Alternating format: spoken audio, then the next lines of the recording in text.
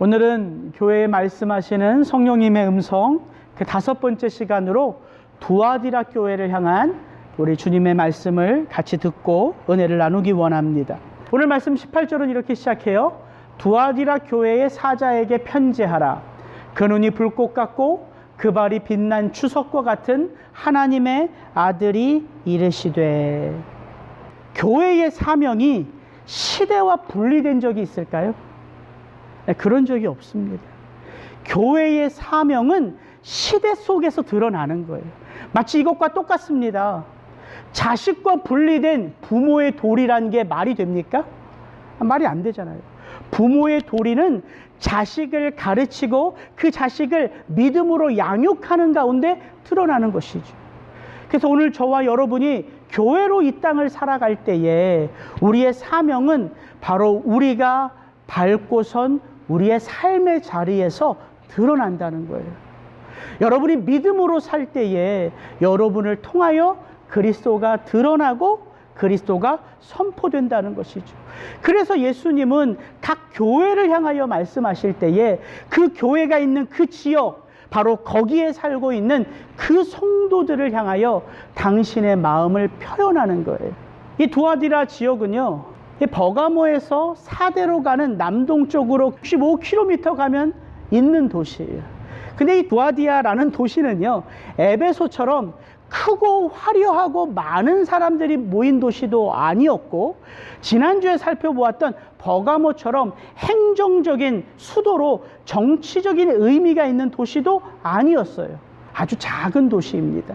이 도시의 특징이 있다면 그게 뭐냐면, 로마가 소아시아 전체의 수도로 정했던 이 버가모를 군사적으로 도울 수 있는 전략 기지가 바로 이 두아디라였습니다. 로마가 통치하고 다스리기 전까지 이 두아디라는 버가모를 정복하는 나라들이 거쳐가는 도시였어요. 그래서 수많은 전쟁 가운데 성이 자주자주 무너졌고 그 성을 복구하는 가운데에 이 도시에 살고 있는 사람들이 스스로 자급자족하는 삶이 이들에게는 습관이 되었습니다. 그래서 그런 자급자족의 그 습관이 이 두아디라 지역에 여러 길드 조합, 상업조합을 아주 많이 번성하게 되는 동기가 되었습니다. 그런데 이 길드 조합이 신봉하는 이 로마의 신이 누구였냐면 제우스의 아들 아폴로였어요. 그리고 이 두아디라에서 나오는 특산물이 바로 주석입니다. 그들이 그 주석을 통하여 생계를 유지하고 살아가는 거예요. 그런 의미의 배경을 가지고 이 18절 말씀을 다시 한번 보면 이해가 되죠. 두아디라 교회의 사자에게 편지하라. 그 눈이 불꽃 같고 그 발이 빛난 주석과 같은 하나님의 아들이 이르시되. 이 두아디라 지역을 다스리는 신이 제우스의 아들 아폴로라면 너희들을 통치하고 다스리는 자는 바로 만군의 여호와 하나님의 아들 나 그리스도 예수라. 이렇게 말씀하시는 그 주님이 바로 두아디라 교회 성도들에게 말씀하십니다. 19절, 내가 내 사업과 사랑과 믿음과 섬김과 인내를 아노니 내 나중 행위가 처음 것보다 많도다. 예수님이 먼저 두아디라 교회를 칭찬하세요. 두아디라 교회가 받았던 칭찬이 뭐냐면 처음 행위보다 나중 것이 훨씬 더 풍성한 행위예요. 어떤 행위? 믿음과 사랑으로 인한 섬김과 인내입니다. 여러분, 사람이요, 한결 갖기가 쉽습니까? 어렵습니까? 어렵잖아요. 처음 마음, 처음 사랑, 처음 믿음, 처음 섬김, 이 처음이 지속되고 싶은데, 아니 오히려 처음보다 시간이 가면 갈수록 더 풍성해지고 싶은데 그게 우리 마음대로 안 되는 거잖아요. 근데 이 교회는요, 그들이 처음 예수님으로부터 받았던 그 믿음과 그 사랑보다 주님이 말씀하신 이때에 그들이 간직하고 있는 간증들이 훨씬 더 풍성했다는 거예요. 여러분, 이것이 이 교회가 가지고 있는 축복입니다. 신앙이 깊어지는 은혜가 있었던 거예요. 신앙이 견고해지는 은혜가 있었던 거예요. 근데 아이러니가 뭐냐면 이런 믿음과 이런 사랑을 가지고 이 박해 속에서도 이런 섬김과 인내로 살아갔던 교회라면 책망받을 게 없을 것 같지 않습니까? 그런데 우리가 읽어본 것처럼 이 두아디라 교회는요, 이 소아시아 7개 교회 중에 가장 많은, 가장 긴 책망을 받은 교회였어요. 이게 아이러니입니다. 여러분, 우리가 지금까지 이제 4번째 교회를 살펴보는데, 교회가 아무리 많은 칭찬을 받아도, 교회가 아무리 견고한 믿음 위에 서고 말씀 위에 서도 하나님이 분명히 그 교회를 향하여 책망하십니다. 왜일까요? 그게 우리예요. 한편으로는 믿음이 풍성한 것 같고 사랑이 풍성한 것 같고 섬김이 풍성한 것 같지만, 예수님이 붙잡아 주시지 않으면, 여전히 하나님의 은혜가 부어지지 않으면 견딜 수 없는 것이, 추풍낙엽처럼 무너질 수 있는 것이 바로 교회라는 거예요. 그래서 교회의 머리가 누굽니까? 그리스도 예수예요. 그 눈이 불꽃 같고 모든 것을 감찰하시고 그 발이 빛난 추석과 같이 그 어떤 상황 속에서도 요동하지 않고 견고하게 교회를 붙드시는 바로 그리스도 예수가 교회의 머리요 주인이라는 사실입니다. 그러므로 우리가 이 교회의 메시지를 주의 깊게 볼 필요가 있는 거예요. 처음 행위보다 나중 행위가 이렇게 풍성한 교회가 도대체 어떤 잘못이 있을까? 어떤 책망을 받을까? 그렇다면 그들이 받은 그 책망을 나의 삶에 비교해 보면 오늘 여전히 이 시대 속의 교회로 살아가는 나의 삶 속에 붙들어야 할 사명은 무엇일까? 깨닫게 되는 은혜가 있기를 주의 이름으로 축복합니다. 우리 20절 21절 말씀을 같이 한번 읽겠습니다. 그러나 내게 책망할 일이 있노라. 자칭 선지자라 하는 여자 이세벨을 내가 용납함이니 그가 내 종들을 가르쳐 꿰어 행음하게 하고 우상의 제물을 먹게 하는도다. 또 내가 그에게 회개할 기회를 주었으되 자기의 음행을 회개하고자 아니하는도다. 주님이 말씀하세요. 그러나 내게 책망할 일이 있노라. 여러분, 좋은 일들, 기쁜 일, 감사할 일은 나누기도 좋고 고백하기도 좋아요. 그런데 책망받을 일들은 어떨까요? 이거는 아무리 친한 사이라도 지적하기가 어렵잖아요. 가족들 가운데서라도. 그래서 여러분, 교회가 성숙해진다는 말은요, 관계가 깊어진다는 말은 우리가 칭찬, 위로를 통하여서만 감사, 기쁨을 누리는 것이 아니라 우리 서로가요, 서로의 연약한 부분들, 서로의 잘못된 부분들을 볼 수 있는 눈이 있고 그것을 마음을 열고 나눌 수 있는, 고백할 수 있는 그런 공동체가 성숙한 공동체예요. 그리고 누군가 나에게 그런 잘못을 지적해 줬을 때에 기분은 좀 안 좋을 수 있지만, 그러나 그 말을 통해서 나의 삶을 돌아보고 또 나의 부족한 부분들을 그리스도의 은혜로 다시금 메울 수 있는 자가 성숙한 신앙인이라는 거죠. 그런데 그래도 우리 피차가 안에는 무엇인가 잘못된 부분들을 지적할 때 그건 어려운 거예요. 쉽지 않은 거예요. 왜? 서로의 이해 타산이 다르거든요. 어떤 문제를 해결하는 관점이 달라요. 지금까지 달아왔던 삶의 환경이 다르고 믿음의 모습이 달라요. 그래서 교회는요, 칭찬도 중요하지만 책망할 때에 때를 분별해야 돼요. 그리고 언어를 분별해야 돼요. 그게 성숙한 신앙인입니다. 이게 우리 교회 안에도 잘 적용되어질 수 있으면 좋겠습니다.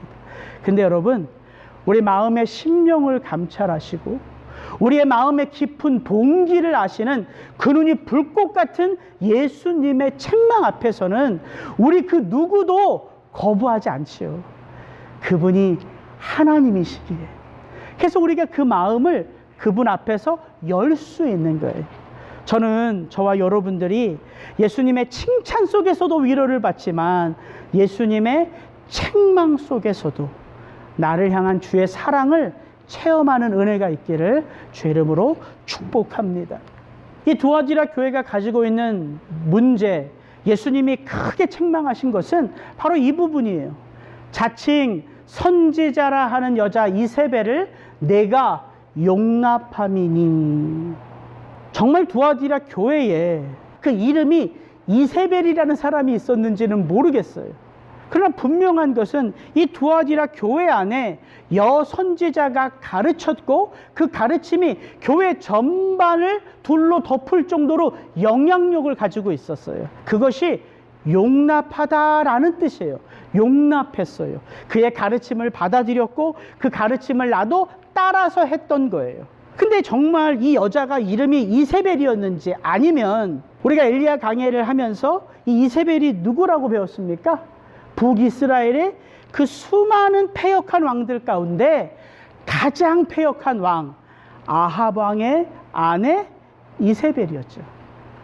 그래서 예수님이 이 두아디라 교회를 멸망의 길로 인도하는, 마치 북이스라엘을 패망의 길로 이끌었던 이세벨과 같은 그런 악한 역할을 한 그 이름을 상징적으로 이세벨이라고 할 수도 있는 것이죠. 확실하진 않아요. 근데 참 재밌는 건 뭐냐면, 열왕기 기자가 이 북이스라엘의 수많은 왕들 가운데 가장 악한 왕으로 아합을 들고 그 아합 왕이 악한 이유를 이렇게 밝혀줍니다. 예로부터 아합과 같이 그 자신을 팔아 여호와 앞에서 악을 행한 자가 없음은 그를 그의 아내 이세벨이 충동하였음이라. 여러분, 엘리야 강해 생각나실까 모르겠어요. 아합은요 그렇게 마음이 견고한 사람이 아닙니다.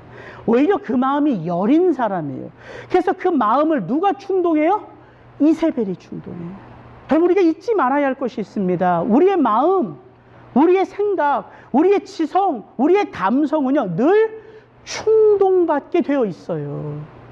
우리의 마음이 견고하게 지켜지지 않으면 세상이 충동하고요, 타인이 충동하고요, 내 자신 속에 있는 욕망이 나를 충동질해요. 그게 사람이에요.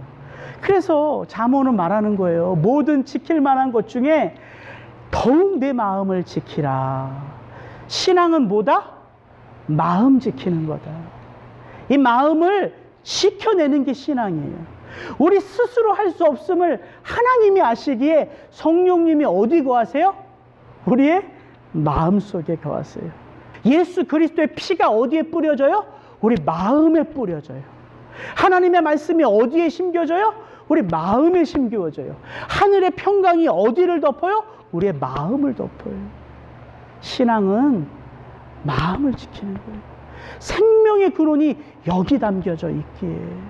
근데 참 재밌는 게요, 오늘 우리가 읽었던 요한계시록, 그녀가 내 종들을 가르쳐 꾀어 행음하게 하고, 이 꾀어라는 단어와요, 조금 전에 우리가 읽었던 열왕기상에 그의 아내 이세벨이 충동하였음이라, 두 단어가 같은 단어예요. 이 요한계시록 2장 19절에 꾀어라는 말은요 미혹하다란 말이에요. 예수님이 제자들을 데리고 마지막 그 예루살렘에 올라가시기 전에 반복해서 종말의 때를 향하여 말씀하시면서 어떤 말씀을 계속 반복해요. 종말의 때에는 누가 일어난다? 거짓 선지자들이 일어나는데 그들이 누구를 꾀다? 할 수만 있으면 택함을 입은 자들을 꾀다. 그 단어예요. 똑같은 단어입니다. 구약은 히브리어로 쓰여졌고요, 신약은 헬라어로 쓰여졌어요. 쓴 사람이 달라요. 그런데 이세벨을 향하여 같은 단어가 구약과 신약에 그대로 쓰여지고 있다는 거예요. 뭘 말합니까? 쓴 사람은 달라도 쓰게 하신 분은 한 분, 하나님이라는 사실이에요. 여러분, 이게 성경입니다. 구약과 신약이 일맥상통해요. 우리에게 주는 가르침은 한치의 오차도 없이 똑같아요. 북이스라엘의 아합 때에도, 소아시아 7개 교회의 초대교회 때에도, 종말의 때를 살아가는 지금 이때에도 하나님의 백성들, 교회요 성도로 살아가는 이 땅에 하나님이 택하신 자들을 꿰어 넘어뜨리려고 하는 자들이 교회 안에 있다는 것입니다. 여러분, 이것이 분별이고요, 이 분별을 잃어버리면 무엇을 잃어버려요? 거룩한 삶을 잃어버리는 거예요. 여러분 꼭 기억하십시오. 그래서 성경에는 계속해서 다른 복음, 다른 예수, 다른 성령 이런 말이 반복해서 나오는 거예요. 바울은 갈라디아서에서 고백합니다. 그리스도의 은혜로 너희를 부르신 이를 이같이 속히 너희가 떠나 다른 복음을 따르는 것을 내가 이상하게 여기노라. 고린도 후서에도 이렇게 말합니다. 만일 누가 가서 우리가 전파하지 아니한 다른 예수를 전파하거나 혹은 너희가 받지 아니한 다른 영을 받게 하거나 혹은 너희가 받지 아니한 다른 복음을 받게 할 때에는, 여러분 이것이 이 시대 교회 안에 문제라는 거예요. 다른 복음이 선포돼요. 다른 예수가 증거돼요. 다른 성령을 말해요. 오직하면 예수님이 이 교회를 향한 편지에서 23절에 보면 이렇게도 말씀하세요. 또 내가 사망으로 그녀의 자녀들을 죽이리니. 이 이세벨의 가르침에 접붙임 바 되어 그녀와 함께 행음하는 영적 자녀들, 그 영적 자녀들을 예수님이 죽여버리겠다라고 말씀하세요. 이게 교회 안의 문제라는 거예요. 세상에 있는 자들을 꿰어 행음하게 하는 게 아니라 그리스도 예수의 종들인 이 교회의 성도들을 꿰어 이제는 사탄의 종으로, 자녀로 만들어가는 그런 모습들이 버젓이 교회 안에 있다는 것입니다. 이것이 두아디라 교회의 문제였다는 것입니다. 여러분 갈라디아 교회, 고린도 교회, 바울이 친히 세우고 바울이 친히 가르쳤던 교회였습니다. 그런 교회의 성도들이 다른 복음에 마음이 빼앗겨 바울을 멀리하고 그리스도 예수를 멀리하고 마음대로 살았다면 오늘 이 시대의 교회 속에 수많은 주의가 있고 수많은 사상이 있는 이 교회 안에 이 강단에서 선포되는 메시지 속에 얼마나 많은 다른 복음이 혼합되어 선포될 수 있는가, 제가 목사이지만서도 말하지 않을 수 없다는 것이죠. 여러분 그래서 분별해야 돼요. 그래서 아멘으로만 받으면 안 되는 거예요. 선포된 이 메시지가 진짜 성경이 말하고 있는 메시지인지, 이 선포된 메시지 속에 진짜 예수의 마음, 하나님의 뜻이 담겨져 있는지 여러분이 스스로 분별하지 않고서는 알 수 없다는 거예요. 그게 믿음입니다. 분명 이 두아디라 교회의 이세벨의 가르침은 이렇게 선포되었던 것이 분명합니다. 주변의 지역들이 계속해서 핍박받고 있어요.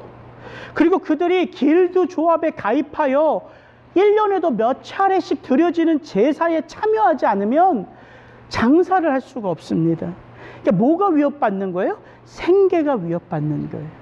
그래서 그들의 마음 가운데 믿음은 지키고 싶지만 두려움이 계속해서 엄습하는 거죠. 바로 그때 이세벨이라고 하는 자칭 여선지자가 일어나서 그들에게 이렇게 가리킵니다. 우리 주 예수를, 하나님의 아들 예수 그리스도를 어떻게 이 도시의 제우스의 아들 아폴로와 비교할 수 있겠느냐. 이건 말도 안 되는 것 아니냐. 하나님은 온 우주 만물을 다스리는 전능하신 분이다. 우상은 없는 거고 우상이 있다고 해도 그 모든 우상을 다스릴 수 있는 능력이 있으신 분인데 우상에 바쳐진 그 재물을 내가 먹는들 안 먹는들 그것이 하나님 앞에 뭐 그렇게 대수겠느냐. 우리 율법에 얽매여 살지 말고 신앙의 자유를 지키자. 이렇게 말했을 거라고요. 그리스도 예수 안에서 그 율법이 파해지지 않았느냐. 이제 우리가 그리스도 예수를 믿는 믿음으로 우리의 삶의 그 어떤 것도 이제는 그리스도 예수 안에 있기에 자유함을 누리자. 근데 이 말이요, 가만히 보면은 그렇게 잘못된 게 없어요. 실제 우상은 없잖아요. 사람이 우상에게 나의 마음을 투영해서 우상으로 만든 거지. 실제 우상이 없다면 그 우상에게 바쳐진 것을 먹든 안 먹든 뭐가 그렇게 중요해요? 중요하지 않잖아요. 다만 우리의 양심이 누군가에게 피해를 줄까봐 스스로 결단하고 우리의 삶을 조절하는 거지요. 어떻게 보면 이게 성경의 가르침 같은 거죠. 그리고 교묘하게 이 가르침이 나에게 숨겨져 있는 본성을 자극해요. 그렇지. 내 마음만 지키면 내가 어떻게 산들 주님이 내 사정과 형편 아시지. 여러분, 이런 거짓된 복음, 왜곡된 복음이 계속해서 선포될 수 있다는 거예요. 그렇다면 어떻게 이것을 분별할 수 있습니까? 어떻게 우리가 이런 거짓된 복음 속에서 참된 믿음의 길을 걸어갈 수 있을까요? 신앙의 진지한 태도가 필요하다는 거예요. 여러분, 우리의 신앙이 진지해야 돼요. 우리는 이렇게 모여서 예배하기 전에 모일 수 없는 상황 가운데 흩어져서 삶의 자리에서 예배했잖아요. 그렇게 석 달 가까이 예배하면서 여러분 마음 어떠셨어요? 정말 함께 모여 더불어 예배하고 싶은데 예배할 수 없으니까 모여서 예배하는 예배에 대한 사모함이 더 깊어지는 분들이 있을 수 있어요. 근데 목사인 저도요. 수요일날, 토요일날, 주일날, 물론 토요일날은 설교는 하지 않지만 3번 설교하던 것이 1번 설교하니까 제가 어떨까요? 편해요. 아내가 출장 가면 애들 데리고 수요 예배 와야 되고, 수요 예배에서 애들 떠드는 거 그거 어떻게 좀 진정하면서 설교해야 되는데 마음이 힘들고 불안한데, 아예 수요 예배를 언제 드릴지 모르게 예배를 안 드린다고 생각하니까 제 육체가 편해요. 부인할 수 없어요. 예배에 대한 사모함은 사모함대로 간절해지지만 내 육체가 편안한 건 편안한 대로 부인할 수 없더라고요. 예배를 드리는 것이요, 1시간 동영상 한 편을 보는 것과 똑같아졌어요. 여러분, 그 1시간 그 영상의 예배를 드리면서 여러분 어떤 마음으로 예배 드렸어요? 집중 안 되지 않습니까? 그래서 몇 명이라도 같이 모여서 예배 드리기를 원하는 거 아니었어요? 지금도 이렇게 말씀이 선포되는 가운데 여러분 이 말씀 앞에 서 있지만 여러분 마음이 처음 설교가 시작될 때부터 마지막까지 한결같습니까? 아니잖아요. 저도 이렇게 설교만 하는 사람 아닙니다. 저도 많은 목사님들의 설교를 앉아서 들어요. 제 마음이요, 한결같지 않아요. 그 40분 설교를 들어도 제 마음이 여러 가지 것으로 들어갔다 나갔다 해요. 그래서 우리가 돌아봐야 돼요. 예배를 대하는 내 마음의 자세가 어떠한가? 오늘도 선포되는 말씀 앞에서 내 마음은 어떠한가? 한 주간 나의 삶 속에 과연 내가 성령의 충만함을 사모했던 적이 있는가? 내 마음의 양심이 찔렸을 때에 그 찔림의 마음을 가지고 나는 하나님 앞에 엎드린 적이 있었던가? 그래도 삶의 자리에서 내게 주어진 시간마다 말씀 묵상하며 그 말씀 읽어갈 때에 하나님이 깨닫게 해주신 말씀 때문에 내가 희열에 차 있었던 적은 없었는가? 그 말씀을 그대로 살아내고자 내 마음이 너무나 기쁜 적은 없었던가? 돌아봐야 돼요. 여러분, 우리의 삶이 진지해질 때, 우리의 신앙이 진지해질 때 분별할 수 있는 마음이, 분별할 수 있는 눈이 생기는 것입니다. 그래서 여러분, 그냥 왔다가 설교 그냥 들었다가 그냥 돌아가시면 안 돼요. 주목해서 들으셔야 되는 거예요. 바른 복음 전하고 있는가?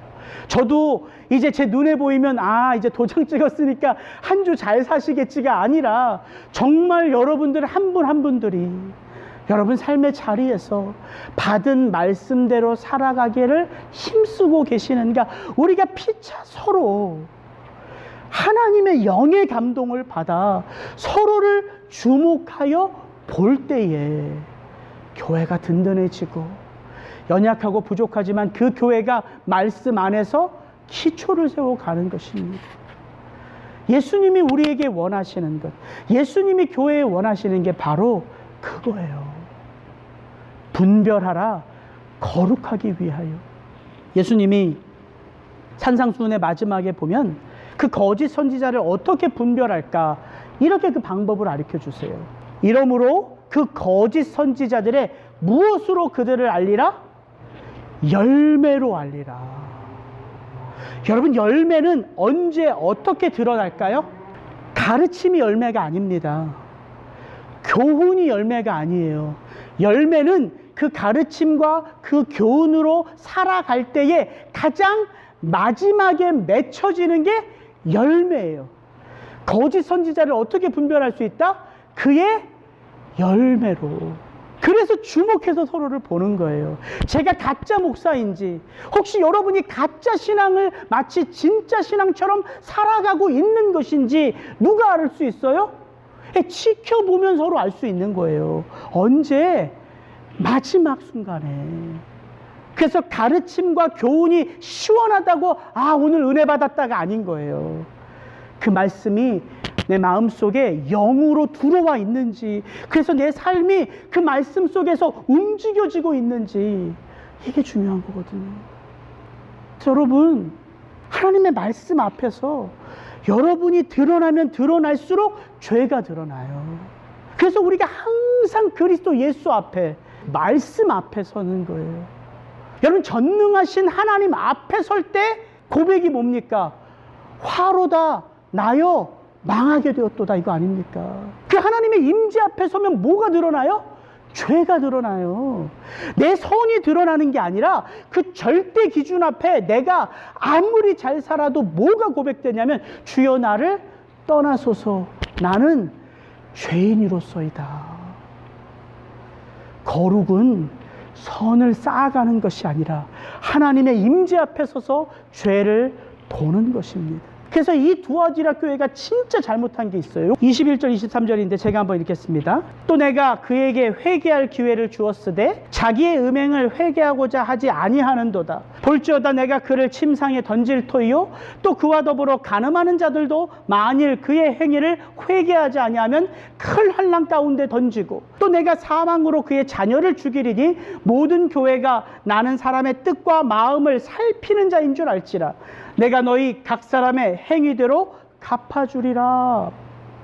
그럼 우리가요, 우리끼리 비교할 때 좀 더 거룩한 삶이 있고 부족한 삶이 드러나요. 하나님 앞에 우리가 서면 드러나는 건 뭐다? 죄뿐이다. 근데 오늘 잘 보시면 두아디라 교회가 가지고 있는 심각한 문제는 이세벨을 용납하고 그녀와 함께 더불어 죄를 졌다는 그 단순한 사실만이 아닙니다.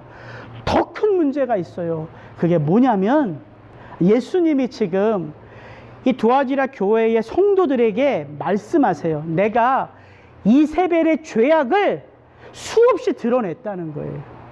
그런데 그녀가 회개하지 아니하는도다. 이세벨은 회개할 마음이 없는 거예요. 근데 이 교회의 문제는 또 뭐예요?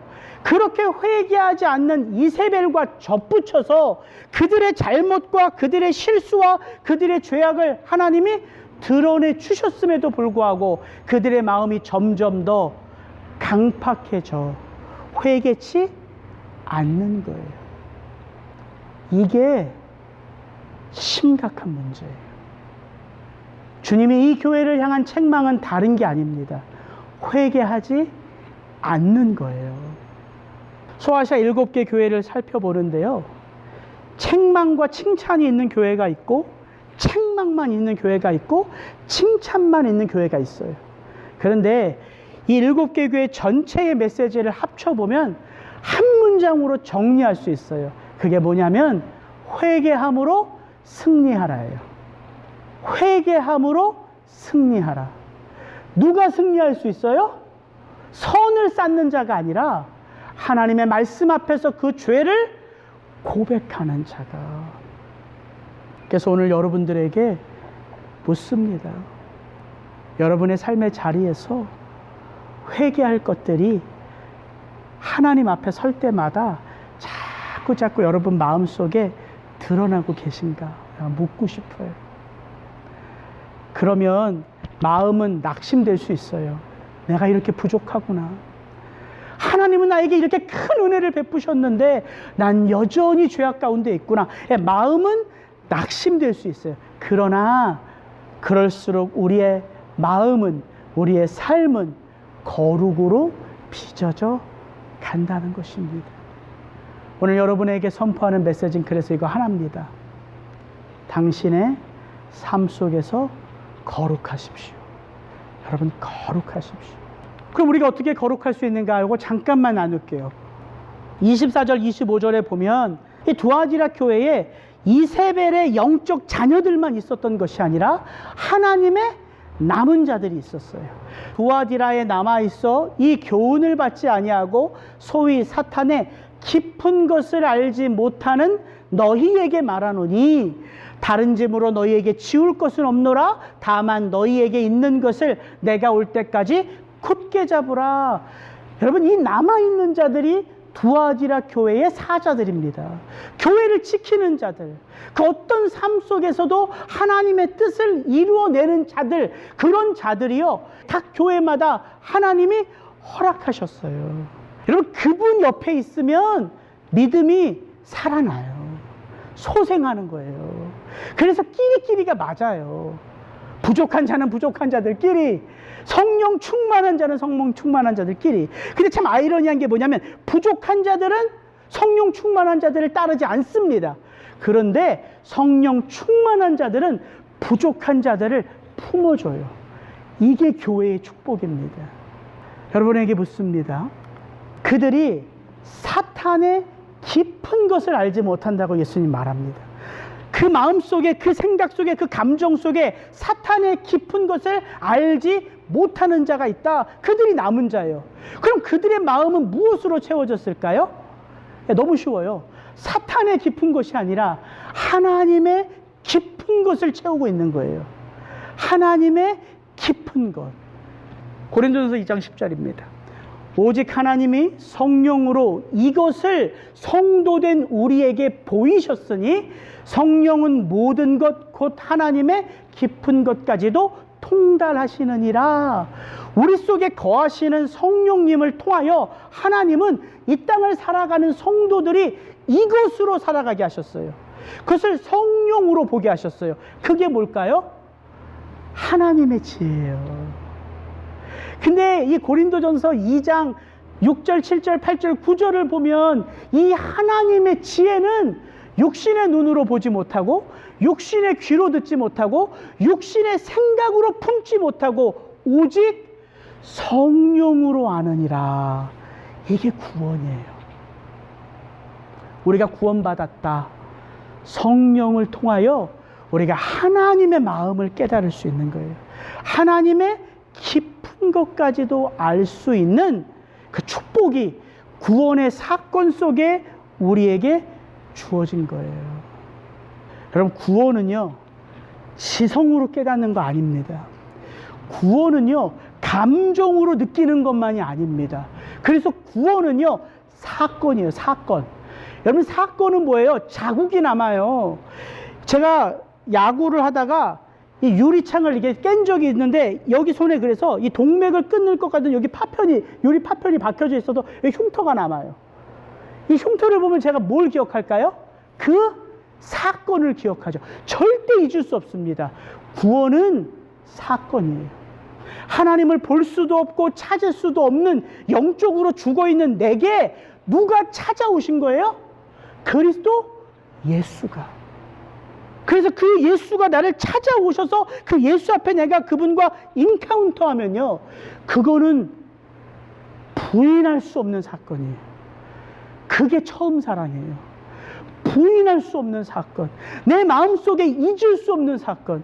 잊고 살아가도 어떤 일만 딱 떨어지면 다시금 그 자리로 돌아갈 수 있는 사건. 그것이 구원의 감격이고 구원의 사건입니다. 여러분에게 축복합니다.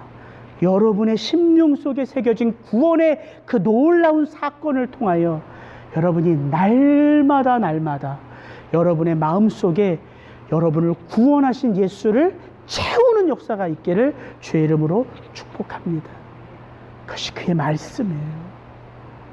그 말씀이 채워질 때 분별할 수 있고, 그 말씀이 채워질 때 회개할 수 있고, 그 말씀이 채워질 때 거룩할 수 있는 거예요. 같이 기도하겠습니다.